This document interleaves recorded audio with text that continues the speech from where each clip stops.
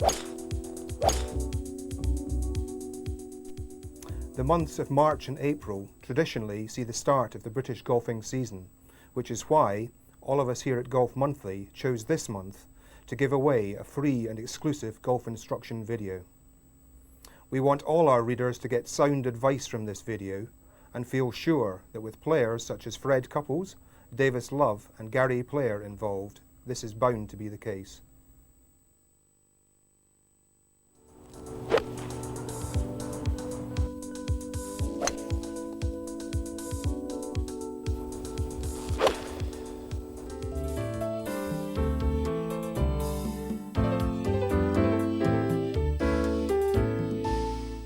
Nigel, warming up, how important is it? It's very important to warm up and not go straight on the course cold, but we must realise the difference between warming up and practice. Warming up is literally just loosening the muscles, muscle memory, and practice is training to improve the swing. I see so many people arrive at the golf club 5 minutes before they tee off, screech up into the car park, run to the first tee, hit a driver, hit an awful shot and wonder why.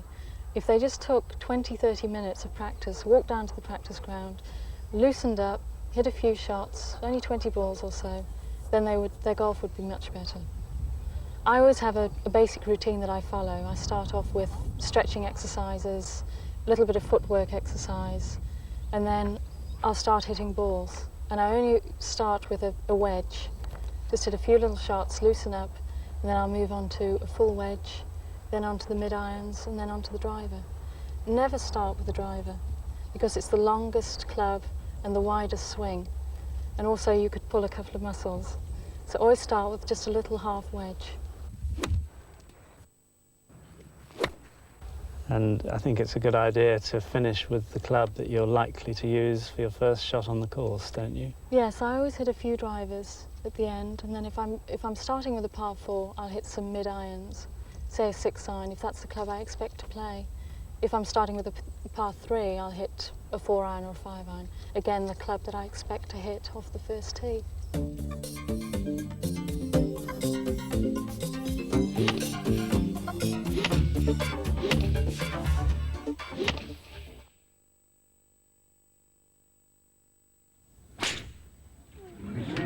Hear the sound of the crowd? Everybody kind of goes, oh, what was that? Get the radar out on it. Where'd that one go?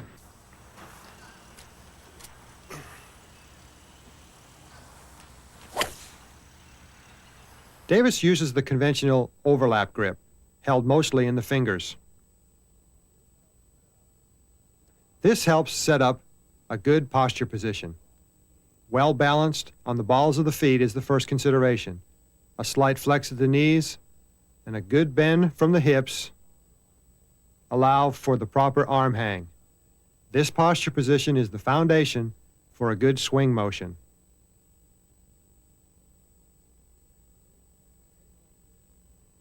From the face-on position, Davis has slightly more weight favoring his right side. This is accomplished by kicking in the right knee slightly and tilting the upper body to the right. The grip stays neutral over the golf ball.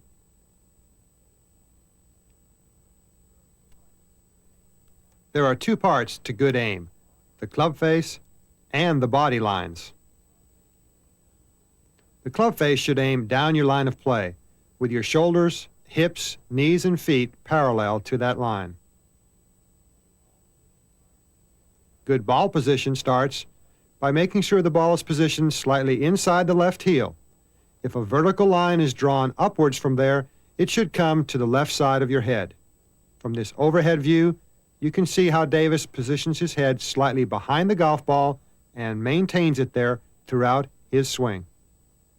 Speaking of the swing, it is largely controlled by the upper body. The hands, arms, and shoulders move the golf club. Swing the hands and arms back and around to the top, creating your arc. That swing motion must be supported, balanced, and controlled by the lower body movement. Swinging the club with the upper body and supporting it with the lower body is the ultimate. The proper blend of upper body movement and lower body support helps you create the correct swing path. As Davis demonstrates here, the correct path should be from inside to along the line and back to the inside.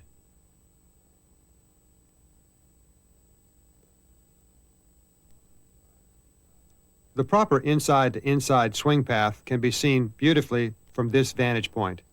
Davis swings the club back and around and up, forward from the inside, and then back to the inside again after impact.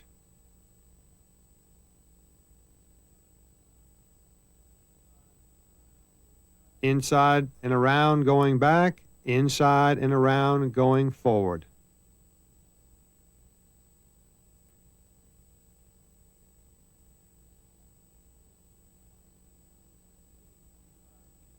That same inside-to-inside swing can be altered slightly to produce different ball flights.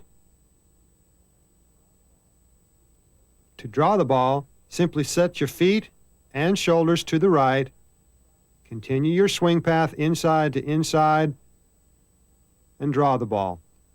For the fade, we need to reverse the process.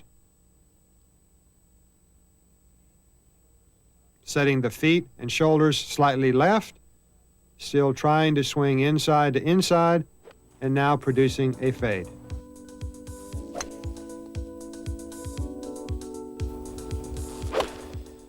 Well, I think as far as fundamentals, timing and tempo for myself, I know when I go to the range at home or practice, I just work on smoothing out my swing.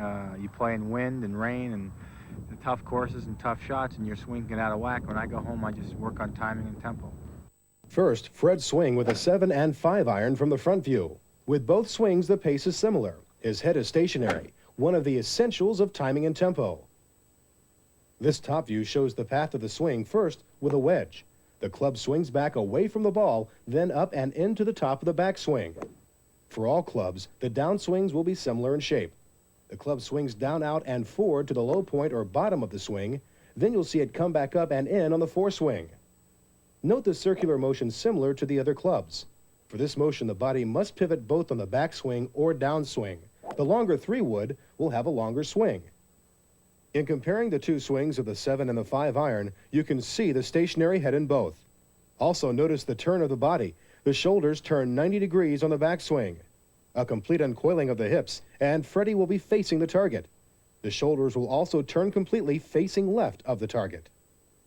From the overhead view with the wedge and 3-wood, you'll see the similar backswing and downswing paths of the club. Now we can look at Fred's timing and tempo from different views. From the front view, you notice the complete turn of his shoulders to the top of the backswing. From the down target view, you'll notice how his chest is facing the camera at the top of his backswing, which is indicative as to how much his shoulders have turned. From the overhead view, Fred's path of his swing is very consistent as the club swings in a circular motion around a stationary head. The path of Fred's swing will move back up and in on the backswing, which allows his body to make that turn. A stationary head is essential to a rhythmic swing, as Fred demonstrates here. Good balance allows the weight to be shifted in the swing. At the finish of the swing, Fred's weight is balanced on the outside of his left foot and the toe of his right foot. Fred, that was a very good demonstration of a fairway wood. Now let's have a demonstration of this long iron here, and tell us a little bit about what the differences you might have in this shot, as far as your setup maybe, or your swing thoughts. Okay, first of all, it's a little shorter than that, but I try and move the ball a little more back in my stance, but still up off the heel maybe, and try and make the same swing, but make sure that I extend through the ball because it's a long iron, you get it up in the air. The main thing is, though, with a longer club, just to swing it as smooth as you can. All right, let's see you hit a couple. From this down target view, notice he is bent over the ball from his hip sockets and that his spine is straight. He counterbalances his weight by flexing his knees, as you can see by the angle of his hips to his knees. This allows him to be in balance with the weight on the middle of both feet. Fred's arms hang freely from his shoulders with very little tension. Fred's alignment is first identified by the club face and then by the alignment of his feet knees, hips, and shoulders. The club face and body should be parallel, aiming just left of the target. As Fred swings the club, you can see the ball starts out on the outside line where the club face is pointing, not the inside line where the feet are pointed. From the front view, you can see that the ball location in Fred's swing is 3 to 4 inches behind his left shoulder, which is the low point in the golf swing. In order to hit the ball with a descending blow, the ball must be played in back of the left shoulder. You can see how the club continues down until the club reaches the low point opposite the left shoulder. Then it will come back up and end to the left of the intended target line. Notice how there's no flat spot in the bottom of the arc of Fred's swing. The club is going either one of two directions. It is either coming down or up.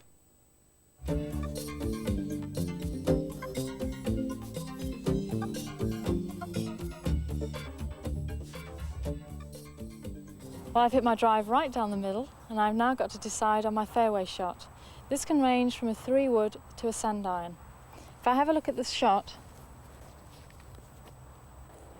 I've got a shot of about 140 yards. Now I know that I hit my 6-iron 140 yards.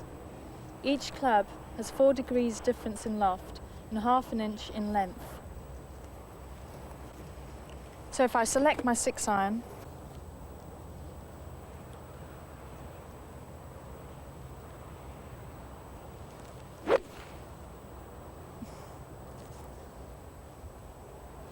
I think I misjudged that shot. Maybe I only needed a 7-iron. Maybe I'm hitting the ball further these days. Anyway, I'll hit a 7-iron.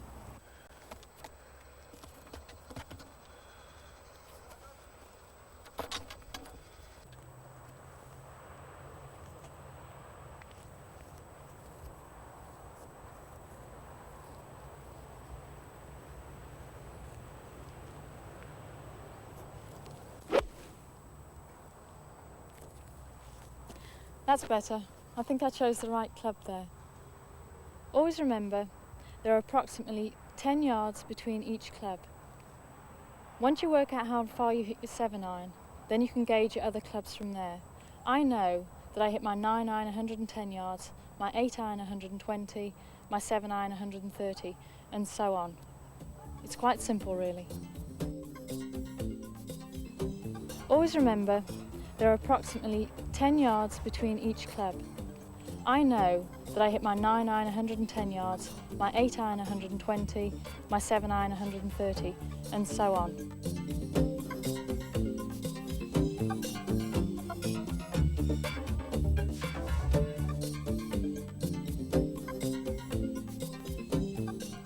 The chip and run. I normally play the shot from just a few yards off the edge of the green, when I have lots of green between me and the pin. I use an 8-iron, but you can use a 7 or a 6-iron. But the idea is to loft the ball far enough onto the green to clear the fringe and let it roll towards the pin. When addressing the ball, open your stance slightly. The ball should be just back of centre in your stance. Hands forward. You can see from the angle of the shaft my hands are in front of the ball, and the club face slightly closed to compensate for this.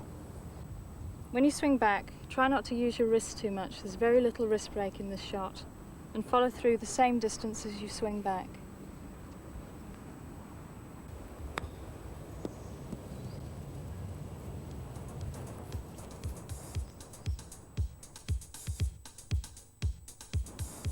When addressing the ball, have a slightly open stance, your feet pointing left of the target.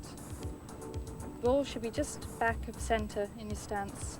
Hands forward. You can see from the angle of the shaft my hands are in front of the ball, and the club face slightly closed to compensate for this. On the backswing, there should be very little wrist action, and on the follow through, you want to follow through as far as you swing back.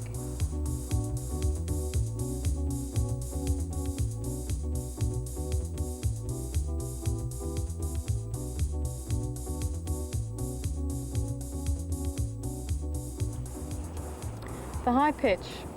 For this shot I use a pitching wedge or a sand iron, the most lofted clubs. The idea is to loft the ball up in the air and land it softly on the green.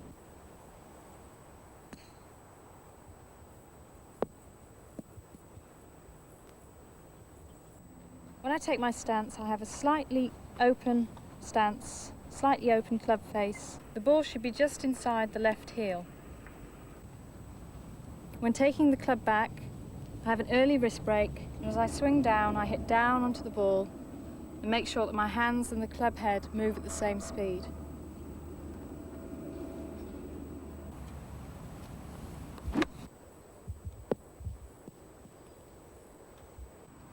It's important on the shot not to allow the club to take over from the hands on the way through, because you will scoop the ball.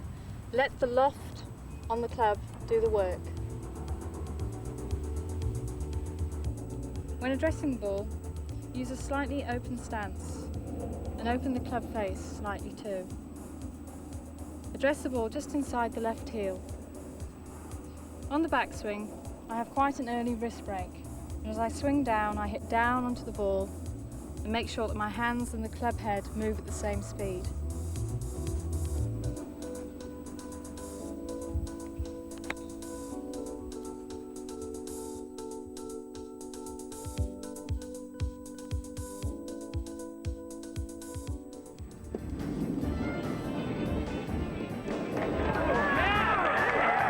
Beautiful shot.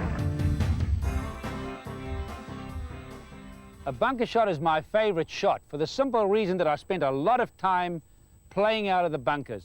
That's why, as I'm standing in the practice area here right now, before I play, I invariably go and hit a lot of these different types of bunker shots because it helps the rest of the game.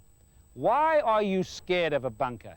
Be like Lawrence of Arabia. He spent a lot of time, in fact, he lived in the sand. Don't be scared of it. If you've got the right method, you can live in it. Here we go. Playing the first thing we've got to concentrate is cocking the wrist on the backswing. You don't go back like the normal swing in one piece. You cock the wrists a little early. Now watch the first swing. Cock the wrist. There we go. The second part is concentrate on accelerating the club head through the ball. Here we go. Cock the wrist. Accelerate. Remember, the sand is heavy. Now, the sand being heavy, it stops the club going through the ball. So you've got to make a special effort to go through. Cock the wrist, accelerate. Now, make your stance a little wider than normal, a little wider because it stops you swaying. Just get your feet in the sand so that you don't sink in whilst you're in the middle of your swing. Little wider stance, ball opposite the left foot, like a normal iron shot. Weight favoring the left side, just a fraction. Cock the wrist, accelerate the club head through the ball, and keep the head still. Don't go peeping. There's a lot of time to see where the ball goes. See how the head was down? A lot of time. You've got to swing it slow. Don't rush it. Wider stance than normal. Weight on the left side. Cock the wrist earlier. Head still, and accelerate and take your time. Don't rush it. It's a lovely shot if you can play it well. And when those flags are tucked behind the traps, you don't have to be chicken and play to the extreme left of the green because you're scared to go in the trap. Spend a little time and enjoy it.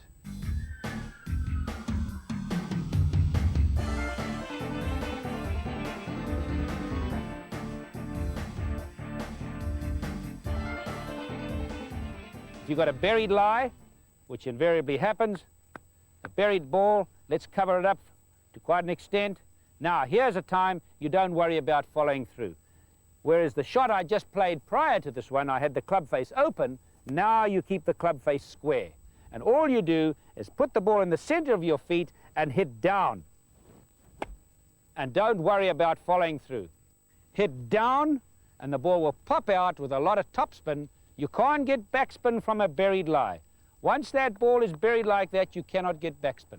So keep the club face square, the ball in the center of your feet, and just chop down like that, and don't worry about a follow-through. It'll come out with a lot of topspin. Allow for the spin. If you get a ball that's lying on the upslope like this, now your ball's going to go higher than normal. So what you've got to do is hit very close to the ball. Hit very close to the ball to get it to the hole, because you're going to be inclined to leave it short. If you've got to lie on a downslope like this, here's a very difficult shot.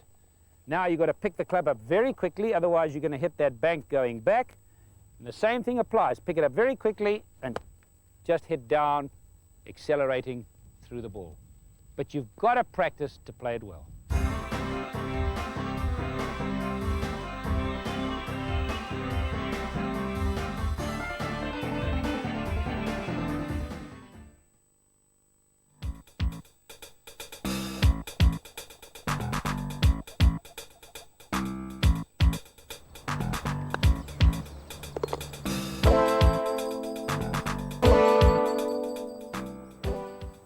Essentially, there are three methods of putting. The wrist and what I call the arm pushing method, where the left arm pushes back and the right arm pushes forward, both require perfect timing and are not very consistent. They're hard to repeat. The pendulum method, where your arms and the putter move together with one lever, the fulcrum being the back of your neck, is much more consistent and reliable. You can produce a stroke which rolls the ball instead of a hitting action. That's the one we're going to concentrate on.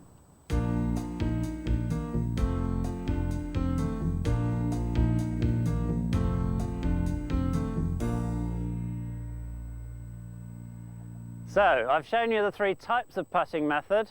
We've established that the most consistent one is the pendulum putting stroke. Now, like any other golf shot, the setup is crucial. We must stand correctly. I like to think of PGA: posture, grip, and alignment. First, posture. And there are three things you should think of here. Your arms must be free to swing away from your body. 2, your balance should be so that you're not leaning on the putter, putting weight. Don't press into the ground. And don't have all your weight on your heels so you're falling away from the ball. It must be equal between the ball of your foot and your heel. And thirdly, your eye line must be directly over the ball you're playing. And this is a nice little check that I do. Hold the ball on the bridge of your nose and it should fall on top of the ball you're playing. Any variation from that will give you a false perspective of the line to the hole. If your eyes are too far over this way or too far back here, you'll struggle to see the line and move the putter straight back and through the ball.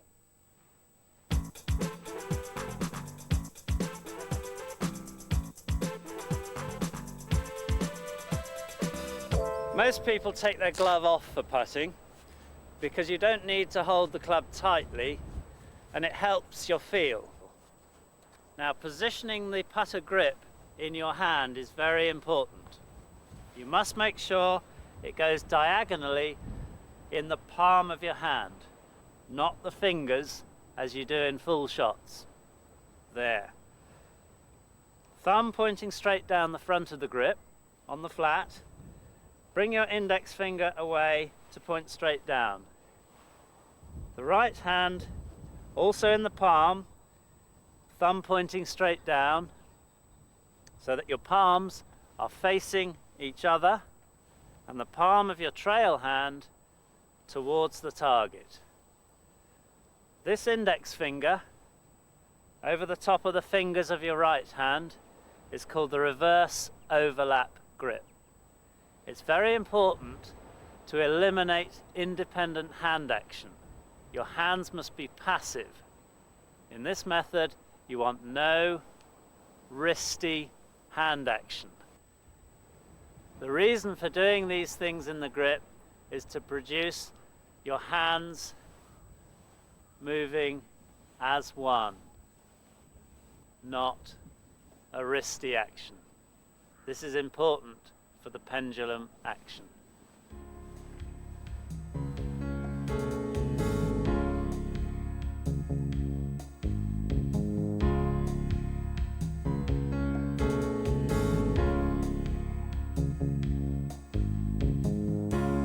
Alignment. What does that mean? First, the face of your putter must be aimed at your target. That is exactly at right angles to it.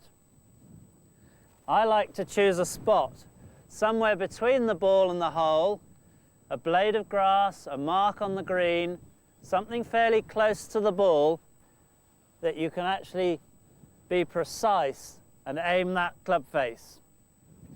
Then your feet and your body must be parallel. You can see these two sticks. This one is pointing into the hole, this one to the ball to the side of the hole. And finally, your eye line must be exactly parallel to your target line. Not to the left, not to the right, because that influences your whole body. That's alignment.